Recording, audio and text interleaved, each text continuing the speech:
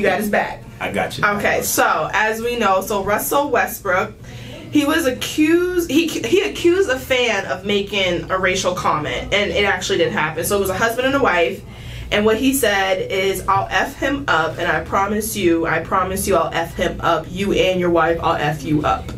Okay, that was what he said. After the game, he admits he reacted disrespectfully. Like, he admits he was wrong for saying that. But I think he was acting out of emotion. Because if someone says a racial comment to me, I don't think you necessarily process it correctly. Especially if he's in the middle of a basketball game, you know? And someone says something like that to you, I don't blame him for snapping. Yes, I see where people are coming from when they're saying that he shouldn't be threatening a woman.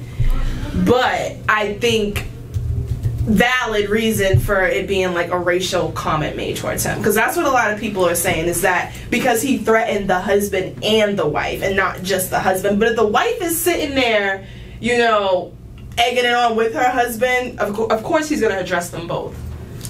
Yeah, I mean, the crazy thing about the story is literally there are two separate sides to the story. Russell Westbrook said X, Y, and Z happened, and then the guy who they interviewed, the fan, said, these comments are wild right now.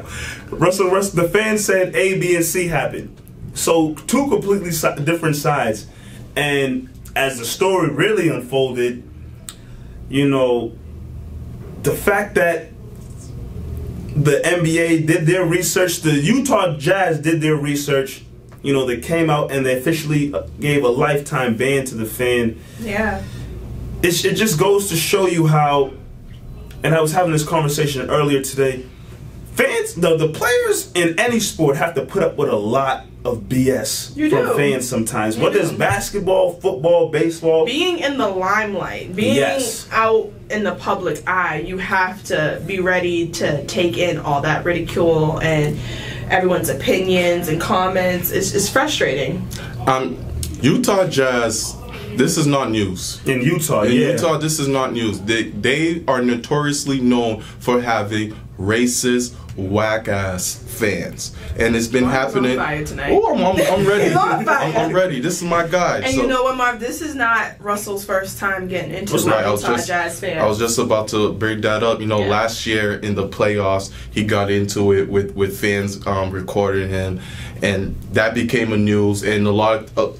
when that happened last year, you know, a lot of players came into Russ's defense. I remember it was Matt Barnes. He went on Colin Cowherd's show and said so many times while he was playing. He said there was so much N-words than there were black people living in Utah Jazz. That's how many times he said it. And the year before that, Kevin Durant, when they had the playoff series, he got into it with Utah fans, you know, them calling him the P word and things like that. So the fans are notorious. We can't say it on the show. Don't ask too many questions, girl. Yeah. Oh, that. Hey, whoa. Hey, listen, this might catch us. What's that in my I never heard somebody say the P word. You could have said something else other than that. The P word. I think everyone knew what I was talking about. Nobody knew what the P word was. He didn't have to repeat it for me to know what he said. Because you, I think, just like him. That's why. Nobody knows what the P word is. I'm so sorry. Anyway, they called Durant that, and he responded as such. So they are notoriously known for being, you know, racist. I just saw a thing just this week where a Utah teacher wiped off the Ash Wednesday off of some kid's face, and it became public news. Like, they're just known for doing wild stuff.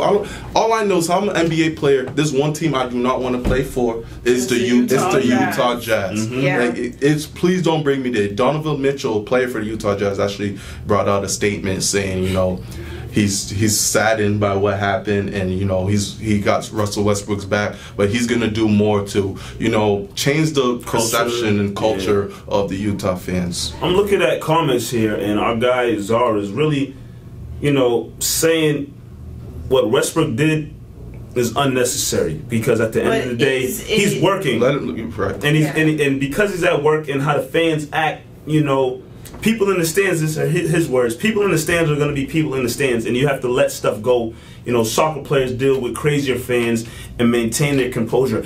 It's tough. Like, I hear you, but it's really tough it's one thing if you're a player and you keep constantly hear someone just say, you suck, oh, you can't shoot, or you're not good. That's expected. But it's another thing when you say something about a man's wife or something about a man's parents or something about a man's kids, his family. Get on your knees like you're Get on your knees. It's one thing to hear fans say stuff and just be like, all right, whatever. Fans say I suck, whatever, I'm going to keep playing. But it's another thing to hear fans constantly bring up your family and disrespect that. That's when it crossed the line, and it honestly doesn't matter if you're a player making millions of dollars in the league or what. If you hear another human being, at the end of the day, forget the money, forget the jersey and all of that. We're human beings on this earth together, bleeding the same blood. You gonna hear another man or woman disrespect your family, your kids, it crosses a line that you have to speak up for. Preach, man. That's it. That's it. Preach. That's it. I mean, it's just crazy for me to think about how people just say, let it go. Like, you can only let so much go. Yes, turn the other cheek is something that people use all the time. And I'm not saying don't turn the cheek and really jump in the fans or fight, but it comes to a point as a person, you gotta say, look, I'm not gonna tolerate what you're saying to me. Please shut the hell up and then sit down and enjoy the game something. I'm not saying fight him, throw something out, not Malice in the Palace Part 2. I know I saw that in the comments. But you got to be able to, stand your ground and say, like, please, I'm not going to tolerate that.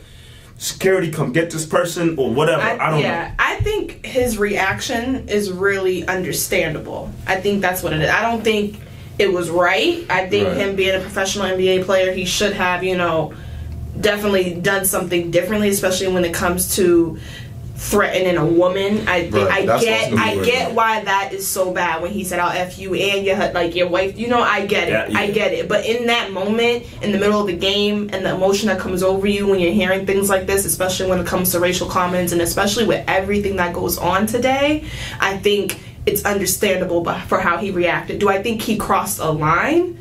Not necessarily. He didn't touch nobody. He did. He did not touch anybody. People say things that they're not going to do and that they don't mean all the time out of frustration. We get mad. We say things we don't mean all the time. It happens. And I think that people forget that these stars are still human. They're not stars. They're not perfect. They do things that regular humans like you, myself, our parents, everyone does. Everyone makes mistakes. We all say things out of anger. And I think that people are treating it as like he's not human. Like, he has to live up to a certain standard, and not everyone's going to be perfect.